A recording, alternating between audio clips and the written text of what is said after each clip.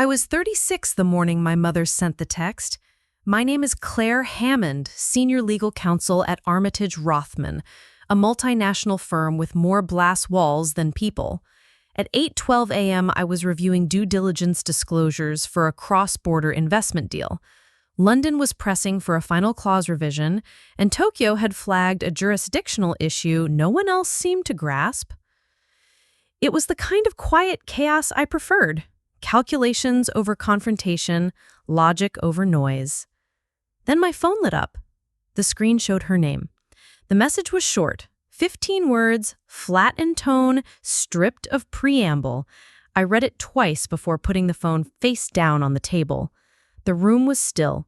Outside the floor-to-ceiling window, Chicago's skyline reflected the morning sun, too polished for what I felt behind my eyes. I didn't respond right away. The message wasn't angry. It wasn't emotional. It read like a business decision disguised as a maternal gesture. I knew what it meant, even if the words didn't say it outright. I also knew what I had to do, though my hands stayed still on the table, hovering just above the contract printouts. The client arrived at 9 sharp, a fund manager from Frankfurt, impeccably pressed and perfumed, already complaining about New York's delays. I listened, nodded, corrected where I needed to. My voice didn't waver. My pen moved precisely. No one knew that in the span of an hour, I had just been erased from the family calendar. By 11:30 a.m., I had updated the arbitration clauses and revised the controlling interest memo. At noon, I walked to the small kitchenette by the conference room and poured exactly 4 ounces of black coffee into a paper cup. That was when I finally picked up the phone again. No new messages. Just the one, still sitting there. I typed a single word in reply. It felt both inadequate and complete. There was nothing else to add, no argument to be made, no plea to be answered. I pressed send, then locked my phone, placed it face down again, and returned to the boardroom. The air felt cooler. Or maybe it was just me. At 1:15 p.m., I requested a private appointment with Jennifer Wong, my personal attorney. It was an uncharacteristic move during deal week, but certain lines, once crossed, require immediate countermeasures. I didn't yet know what the fallout would be, but I knew what it had cost me to ignore the signs this long. Silence, I'd learned, could be weaponized. Later that evening, I poured myself a glass of wine I didn't finish. The city outside buzzed with weekend anticipation. Inside, the apartment was still. I sat at the edge of the couch for almost an hour without turning on the lights. The message had said not to come, that they had all agreed, that it was best. I wondered how long ago the decision had been made. I wondered if they'd ever planned to tell me at all. I had always known there was a line. It wasn't written, and no one ever pointed to it, but it existed, an invisible perimeter between being tolerated and being disowned. In the Hammond family, you stayed on the right side of that line by adhering to things left unsaid. Silence was currency. Appearances were contracts. I never signed. Growing up in Santa Barbara, the illusion was complete. The Hammond house sat behind trimmed hedges and iron gates, with terraced patios and a view of the Pacific framed like a watercolor. Inside, everything was polished to a high sheen. Silver cutlery, hand-carved staircases, emotion. There were dinner parties with state representatives, fundraisers for ocean conservancies, polite laughter over Chablis. I used to think it was normal, that everyone learned to count the number of seconds their mother's eyes stayed on them at the breakfast table. It took years to understand what had been missing.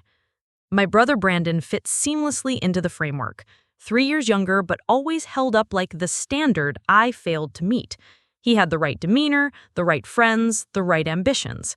By the time he was 25, he had an office at Hammond Ventures with his name etched into glass. I had the Stanford Law Library, a part-time job cataloging civil suits, and a scholarship that came with more restrictions than freedom. When I moved to Chicago at 28, it felt like an act of rebellion, but no one called it that. My mother said it was a phase. My father said it was strategically distant. Neither of them asked why I had chosen a firm halfway across the country that specialized in institutional defense. They were more interested in whether I'd stay connected for social events, whether I'd sit beside the right people when I came back. I learned quickly that proximity was not presence. In their world, absence was suspicious. Independence was disloyal. So, when the call came 3 years ago, I recognized the tone before I registered the ask. My father had mentioned a new project, something about converting an old naval training site into luxury condos. The bank was offering strong terms, but needed an additional guarantor. Brandon's name was already on it. My credit, my reputation would be reassuring. I said yes. The document came via FedEx, buried among quarterly reports and promotional decks. My signature was needed on the final page, just a formality. The ink from my pen dried before I realized I'd made a mistake. For a while, nothing happened. I went back to courtrooms and contracts, to coffee-fueled depositions and late-night revisions. The project in Nevada broke ground. My parents sent updates, drone photos, architectural sketches, fundraising brochures. Brandon gave interviews about urban revitalization and economic sustainability. My name was never mentioned. My signature, however, was doing plenty of work. It wasn't until last year that the silence sharpened. I'd been invited, last minute, to a holiday dinner in Los Angeles. The guest list included a congressional candidate and the CEO of a renewable energy startup. I brought Ethan, a research analyst I'd been dating for a few months. He wore a navy blazer and tried too hard to contribute. My mother asked him twice what business school he had attended. He hadn't. My father asked if he enjoyed following others' strategies. The conversation drifted from him quickly. I spent most of the night at the far end of the table fielding questions about legal precedent from a hedge fund attorney seated next to me. When I mentioned the Armitage Rothman portfolio, he raised an eyebrow and said, "That's impressive. Surprised your family lets you stay out there." I wasn't. In February, the firm assigned me lead counsel on a joint venture restructuring with a European firm. It was the kind of assignment that meant late nights, high stakes, and proximity to promotion. I didn't tell my family. When my mother called that month, it was to ask if I'd be free for Brandon's engagement dinner. The venue was a vineyard in Napa. The guest list included 3 state legislators. I declined, citing a conflict. She didn't ask what it was. Then came the dinner at the Peninsula, a rooftop affair. Brandon and his fiancée had just announced they were expecting. My parents rented the entire floor. The room was filled with gold light and better bloodlines. I arrived with Ethan again, dressed in a charcoal sheath dress. My mother frowned before offering a compliment she didn't mean. My father greeted me with a nod, then spent 20 minutes discussing donor tiers with a family friend from La Jolla. It was during the second course that I realized I hadn't been told about the upcoming anniversary gala, the company's 75th year, a celebration of legacy. The guest of honor would be a former Treasury official. A national news outlet had confirmed coverage. My father raised his glass and toasted the future of Hammond Ventures. I watched the light catch the rim of his watch, thought about how the numbers never added up. No one had mentioned the gala. Not to me. Later that evening, I overheard them, my parents and Brandon, talking in hushed tones near the valet.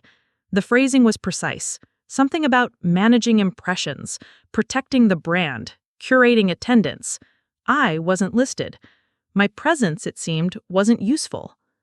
That was when I began to ask questions. I requested copies of the loan agreement I'd co-signed. Jennifer reviewed them and found nothing out of order until she dug deeper. She noticed the timing, the overlapping commitments, the slight discrepancies in disclosures. On paper, everything looked clean. In practice, it was more fragile than they admitted. By June, I'd gathered enough to worry. The financials were tight. The Nevada project had gone over budget. One of the secondary lenders had flagged a liquidity issue. The entire structure leaned precariously on assumptions I hadn't been told. My name, my credit had bought them flexibility, but no one had offered me a seat at the table. I didn't confront them. Not yet. I waited. When the text came in July, short, declarative, and final, I understood it for what it was. Not a moment of rage, not a lapse of judgment. It was protocol. I had outlived my utility. That same afternoon, I reviewed Jennifer's options. She outlined the steps, the consequences, the requirements. If I removed myself, the loan would enter review. The company would have 30 days to secure new collateral.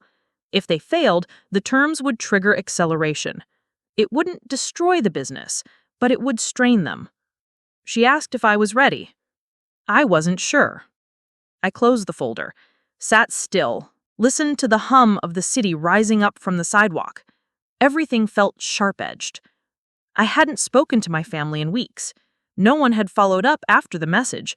It was as if I had already vanished. But I hadn't. Not yet. Not fully. That evening, I stayed late at the office. I adjusted clauses, reviewed risks, finalized drafts. The merger was close. The deadline was tight. My name would be on the final cover sheet, the acknowledgement page, the legal footnotes. It mattered more than they ever knew.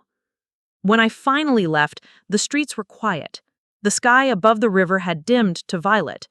I passed my reflection in a shop window. It looked composed, whole, but I could still hear her voice, the clipped neutrality, the unbending finality. Don't come. We've agreed. It's best. I didn't respond to the message again. I didn't call. I didn't write. I simply went home, opened my laptop, and typed Jennifer a note. I'm ready. Let's begin. The day after I sent the message to Jennifer, I arrived at the office an hour earlier than usual.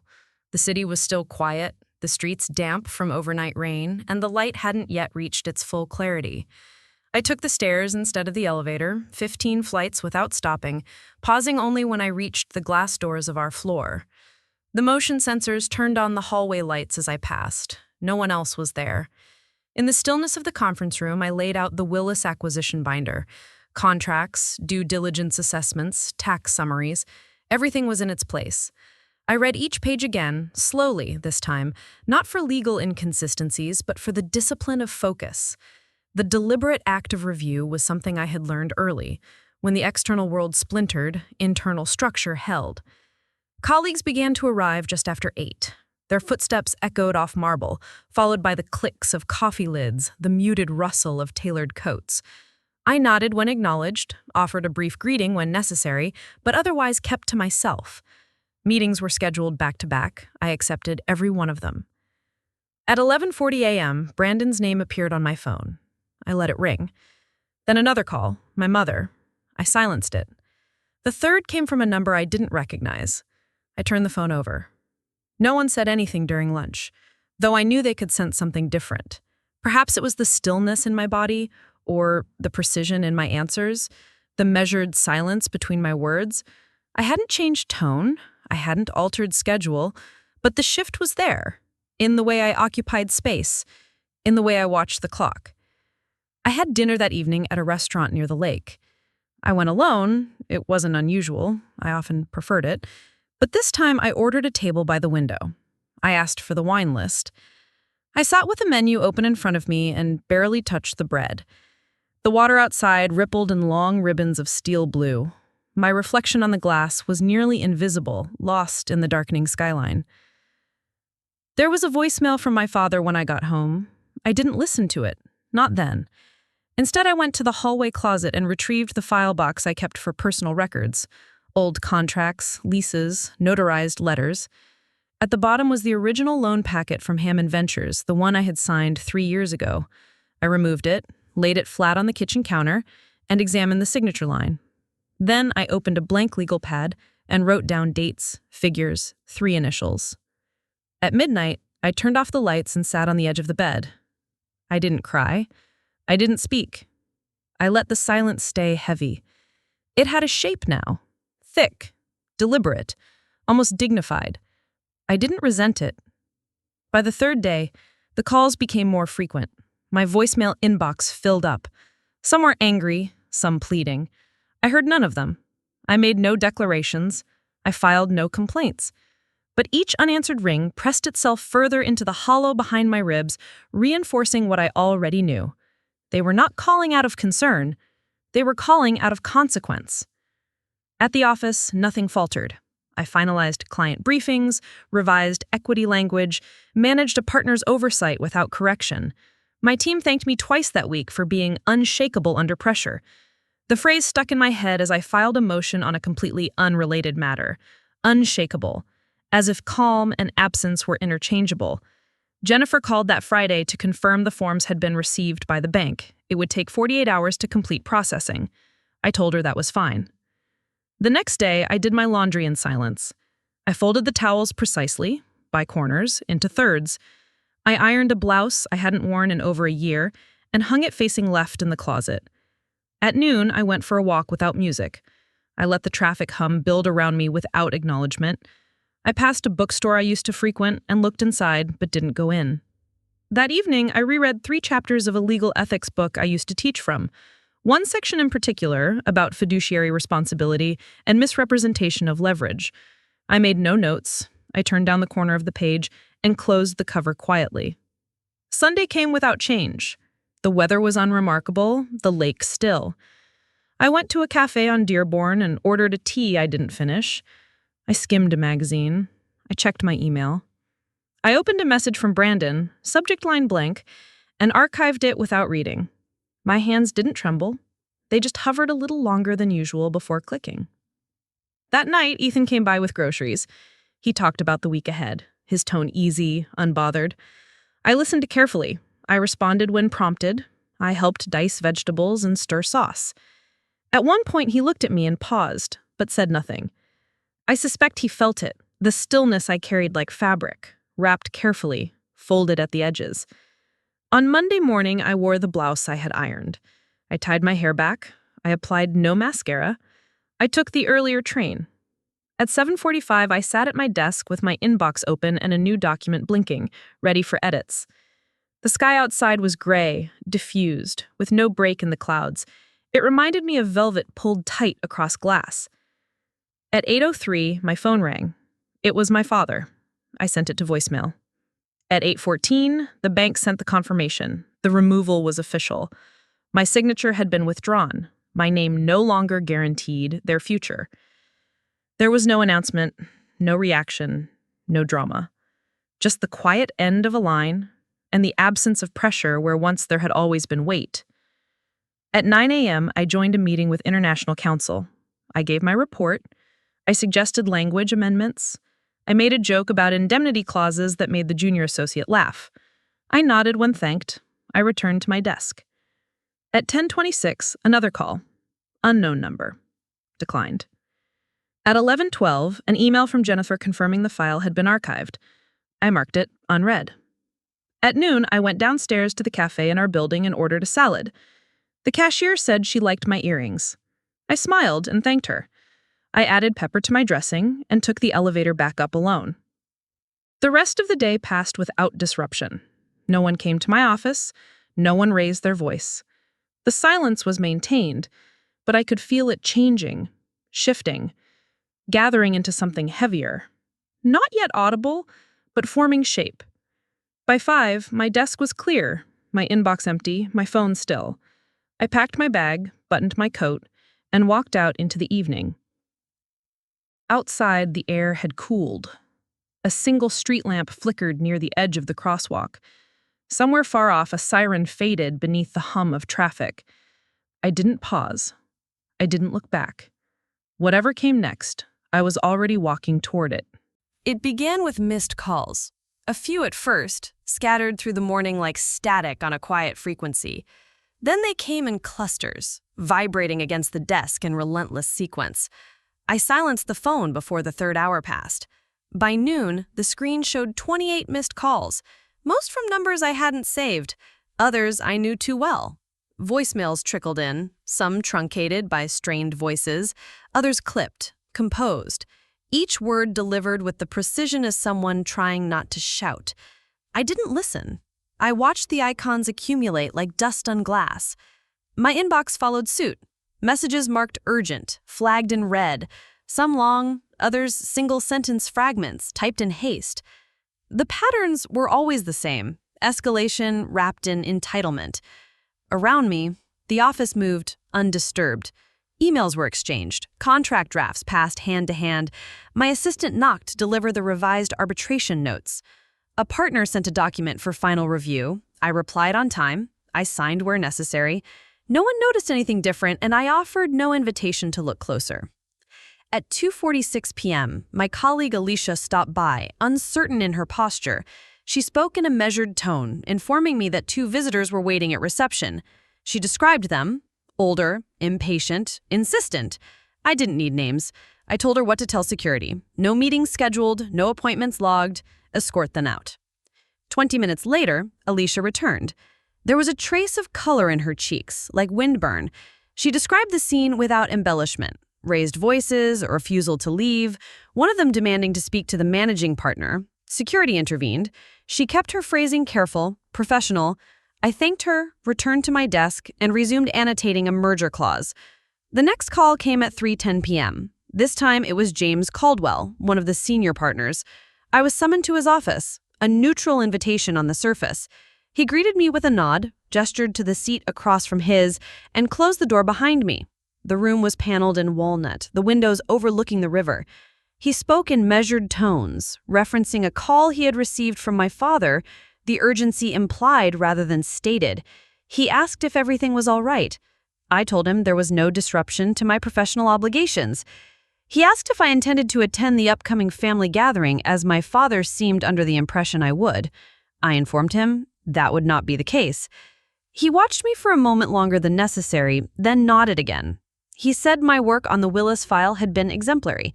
He reminded me that the partners had taken notice. He dismissed me without asking any further questions. I left his office as I had entered, upright, focused, composed. My phone buzzed a bit as I returned to my desk. I didn't answer. It continued for hours. By the time the sun dipped beneath the skyline, I had 68 missed calls, 14 voicemails, and an inbox filled with increasingly frantic messages. Some came from my parents, some from Brandon, others from the Hammond Ventures legal team. There was one from a name I didn't recognize, an external accounting advisor. Each message carried the same weight: disruption. Their system was unspooling. At 6:10 p.m., I received a formal letter from the bank. My withdrawal had triggered a collateral review. Hammond Ventures would need to provide additional security within 30 days. Failure to comply would initiate early repayment provisions. The language was standard. The consequences were not. I read the letter once, then closed the tab. By 7 p.m., the firm's receptionist informed me that someone identifying himself as my father's attorney had called repeatedly. He claimed urgency. He demanded an immediate callback. I instructed her to take a message.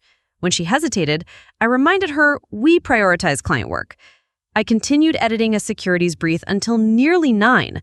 Outside, the lights of the city blurred against the window pane. I answered one message, Ethan checking in. I told him I'd be home late. No further detail.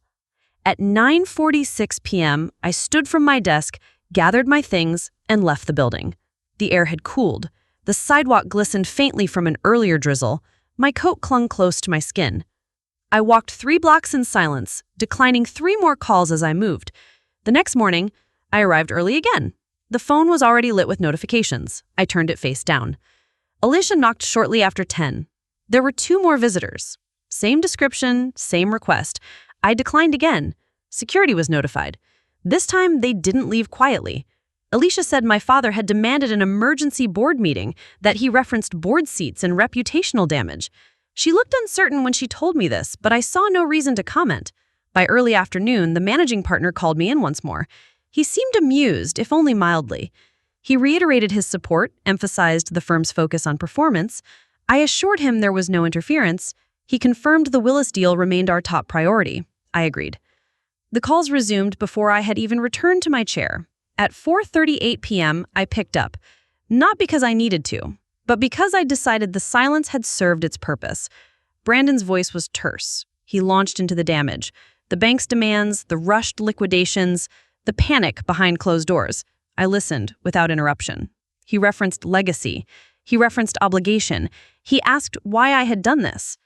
I offered no explanation. He shifted tactics, asked if I could at least meet with our father. He suggested lunch, neutral ground. He said it would bring clarity. I agreed to meet, noon the next day. I made it clear I had a 1 o'clock meeting I wouldn't miss. That evening, I went home to a quiet apartment. Ethan had cooked. I barely tasted the food. My mind moved not with adrenaline, but with a quiet current of inevitability. The weather had turned cold again. I wrapped myself in a blanket and stared out the window at the lake, watching the wind fracture the surface. The phone buzzed on the table beside me. I didn't look. The meeting was held in the lobby lounge of the Drake. Old-world architecture, heavy chandeliers, linen napkins folded with mathematical precision. I arrived 5 minutes early, wearing a dark suit and the same calm I'd cultivated over the last week. They were already seated, my mother with her hands clasped, my father inspecting his watch. He launched quickly into consequence, spoke of betrayal, image, equity damage. My mother attempted reconciliation, soft-voiced, strategic. Neither offered apology. I remained quiet, responding only when necessary. I watched the way my father's voice rose, then dipped. I heard the edge of desperation under his words, even when he tried to disguise it as logic. Brandon arrived halfway through. His presence shifted something in the room. He sat beside me, not across. He began to speak. He mentioned documents. He mentioned signatures. He laid a folder on the table. My father's face drained of color. The moment landed without drama, just stillness. I looked at the papers and said nothing. I didn't ask how, I didn't ask why. There were signatures that mimicked mine, dated after the original loan, connected to separate financial agreements. I recognized the structure. I did not recognize the consent. My mother went quiet. My father deflected. Brandon remained still. I closed the folder, placed my hands flat on the table, said nothing. The conversation continued, unraveling on its own. I watched, not as a daughter, but as a quiet witness to a system finally imploding. It didn't bring satisfaction. It didn't bring closure. But it brought truth. And that was enough. In the weeks that followed, the silence from my family was replaced with noise, but not directed at me. Legal teams within Hammond Ventures scrambled to restructure their existing liabilities. External auditors were brought in under the guise of routine evaluation. Discreet meetings were held with investors whose confidence had begun to fray. The bank, having received all relevant documentation, stood firm on its timeline. 30 days, no exceptions. I kept my distance. At the firm, the Willis merger entered its final phase. The contract closing was scheduled for the following week. Patricia, the head of corporate strategy, stopped by my office more than once, each time with concise questions and subtle indications that my work had exceeded internal expectations. There was no announcement, no ceremony, just a quiet shift in posture during meetings, a new deference in how senior partners addressed me, the occasional request to weigh in on matters beyond my case portfolio. One afternoon, I found a handwritten note slipped into a file I'd passed off to another associate. It was unsigned, a simple line penned in sharp, upright letters. It read only, "You kept your head when others tried to shake it." I didn't know who had written it. I didn't try to find out. My inbox began to reflect a new rhythm. Partners who once reserved judgment now requested reviews. My name appeared more frequently in internal communications, not just attached to projects, but mentioned in acknowledgement sections. A quiet current of trust had replaced the skepticism I hadn't realized I'd grown accustomed to. Jennifer and I met again briefly to review the forged documents Brandon had revealed. The course of action was measured, nothing impulsive. Legal protocols were followed, risk assessments made. Brandon had already taken preliminary steps to address the falsified records. He assured me the damage was containable, messy, but survivable. I let him handle it. My mother called once, late on a Tuesday evening. Her voice for the first time carried hesitation. She didn't ask for anything. She didn't apologize. She simply said she was in Connecticut, staying with her sister. I listened. When she paused, I told her she hadn't known. She didn't argue. She hung up soon after. I thought about that call often, not for what was said, but for what wasn't. In the Hammond household, omission had always been more revealing than confession. Brandon began to text, less out of obligation and more out of something that resembled sincerity. Short updates, small check-ins, even the occasional article he thought I'd appreciate. I answered sparingly, but never ignored him. The weight of our childhood dynamic had begun to shift, though neither of us named it. The firm published a press release following the Willis signing. My name was listed second among the leads. Patricia introduced me to a client from Zurich the following week and referred to me as instrumental to the last 2 quarters. That word, instrumental, hung in my mind longer than I expected. I received a congratulatory email from someone in London I'd never met. A partner in our Sydney office forwarded my conflict strategy to their leadership board. A colleague in New York asked if I'd be willing to speak at a legal roundtable in the fall. Nothing was glamorous, nothing was loud, but the recognition came not as favor trading or networking currency, but as the natural result of accumulated work, quietly and thoroughly done. Ethan and I had dinner at a small restaurant in Hyde Park one evening, shortly after the promotion track was formally acknowledged. He asked how I was feeling. I told him I felt calm. That was true. I also felt something more difficult to name, like walking across a room where the floor had once shifted beneath me, only to find it had settled. Not level, perhaps, but stable. I resumed therapy after the dust settled. Dr. Fallon was quiet in her observations, measured in her feedback. We spoke about legacy, about systems of expectation, about the residue of conditional belonging. She said little that was new, but something about her silences helped me construct my own. The Hammond Ventures fallout remained mostly contained to business circles. The forged signatures were dealt with internally, and no charges were filed. My father shifted assets quietly, trimmed public appearances, spoke less frequently in investor briefings. His name receded from the headlines. The firm remained intact, but the tone had changed. Its confidence, once sharp-edged, now carried a hesitant curve. I was not mentioned in any of their releases. The silence suited me. A few months after the signing, I received a letter, printed, not emailed, from a nonprofit organization based in Seattle. They were hosting a panel on ethics and private equity law and invited me to participate. I wasn't sure how they'd found me. I considered declining, then accepted without ceremony. The event was modest but thoughtfully curated. The panelists included 2 professors, a regulatory advisor, and a former general counsel from a national bank. During the discussion, someone asked a question about personal boundaries, about where the legal and familial intersect, and how one defines accountability in private spheres. I answered slowly, carefully, without offering specifics. I said only that clarity often emerges after fracture, that sometimes the most defining choices are the ones that remove you from roles you were never asked to choose, only expected to fulfill. After the event, a young attorney approached me. She thanked me for saying what I said. She told me it made her feel less alone. I thanked her back and didn't say more. One night, Ethan brought home a small bottle of wine and said he'd booked us a cabin in Door County for the weekend. It would be quiet, he said. No cell service. I agreed without hesitation. We left the next evening. The road out of Chicago was long and straight, bordered by trees just beginning to darken with the season. We played no music. We talked about nothing urgent. The silence wasn't heavy anymore. It was restorative. On the last morning there, I walked alone to the lake and stood a long time watching the water. The surface was glassy, unbroken. A heron stepped through the reeds at the edge. The air smelled faintly of cedar. I didn't think about the firm. I didn't think about my father. I didn't think about what had or hadn't been said. I thought only of the stillness and how rare it was to feel it from the inside. When we returned to the city, I resumed work without fanfare. The firm was preparing for end-of-year reviews.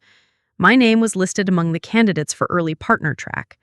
I read the memo once, filed it away, and moved on to the next item in my calendar. The rhythm continued, steady, sustainable. No letters from my father arrived. No invitations, no statements of regret. The space he left behind was not empty.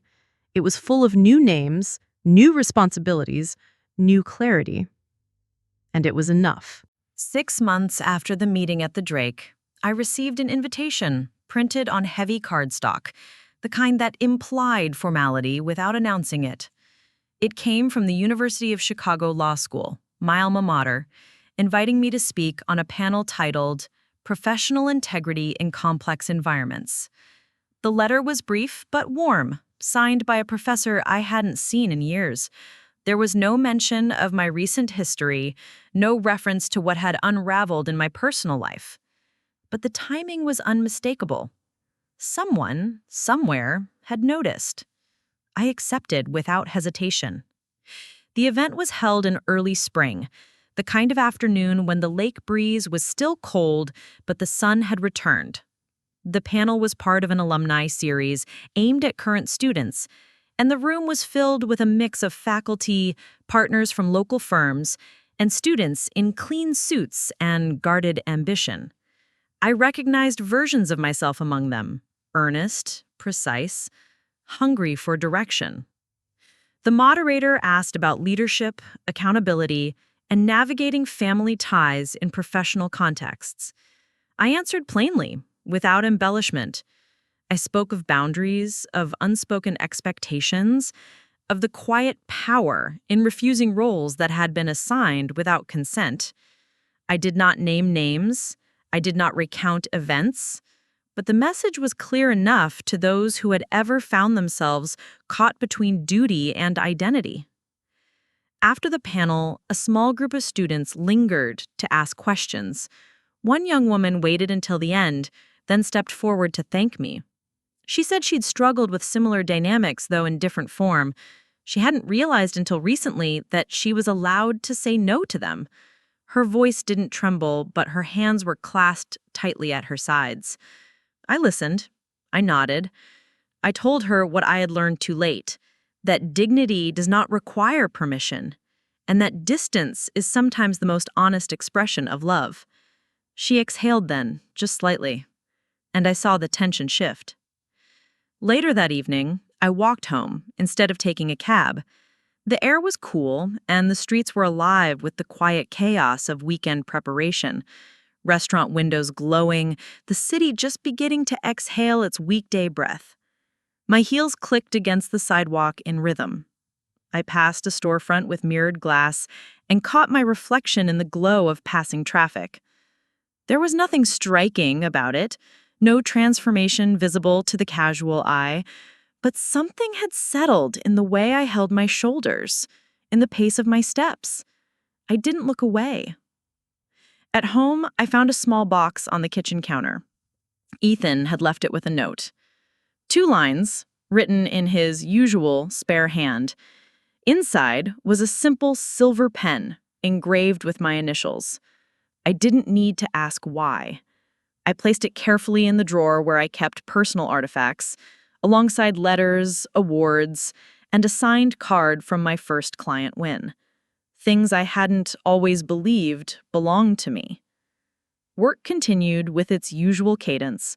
My name was formally added to the shortlist for early partnership, but by then it no longer felt like a verdict. It was an outcome, yes, but not the culmination.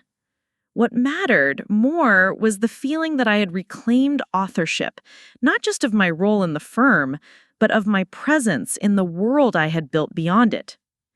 Brandon wrote occasionally, updates about the company's restructuring, about the baby, now a few months old. The messages were thoughtful, unassuming. There were no further requests, no invitations, just a cautious siblinghood, reassembled piece by piece. I didn't rush it. My mother sent a birthday card, understated and handwritten. Inside was a line about reflection and grace. I placed it with the others. I did not reply. There was never a formal apology from my father. I never expected one. His silence was its own admission, and in time that absence no longer stung. It simply clarified the distance between what had been and what would no longer be repeated. On a quiet Sunday morning in April, I sat on the balcony with a cup of coffee and a draft of a keynote that I had been asked to deliver at a national conference later that month.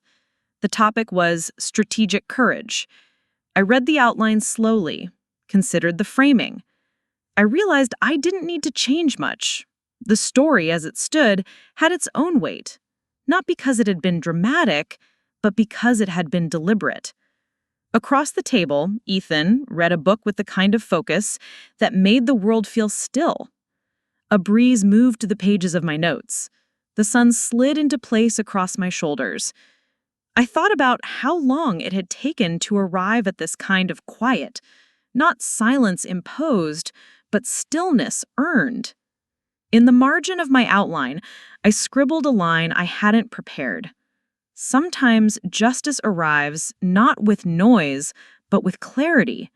When we finally stop asking to be seen and begin to see ourselves. I didn't know if I would say it aloud, but I knew it would stay with me.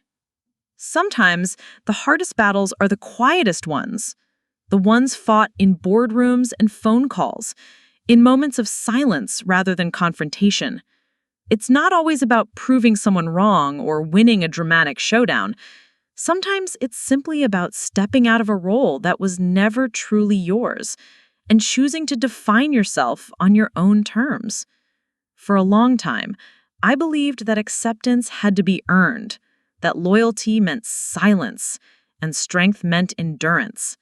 But in the end, it wasn't defiance that brought me peace. It was clarity. A quiet decision, made without applause, without permission, just the certainty that I no longer needed to carry what didn't belong to me. We don't always get to rewrite the past, but we can choose the weight we carry forward. If this story resonates with you in any way, if you've ever been the one overlooked, underestimated, or told to shrink yourself for the sake of others, maybe this is your reminder that dignity isn't something anyone grants you. It's something you recognize and reclaim. And maybe the question isn't how we're seen by those who never truly looked. Maybe it's how we begin to see ourselves once we stop asking permission to be whole. What would you choose to set down if no one else got to decide what you're worth?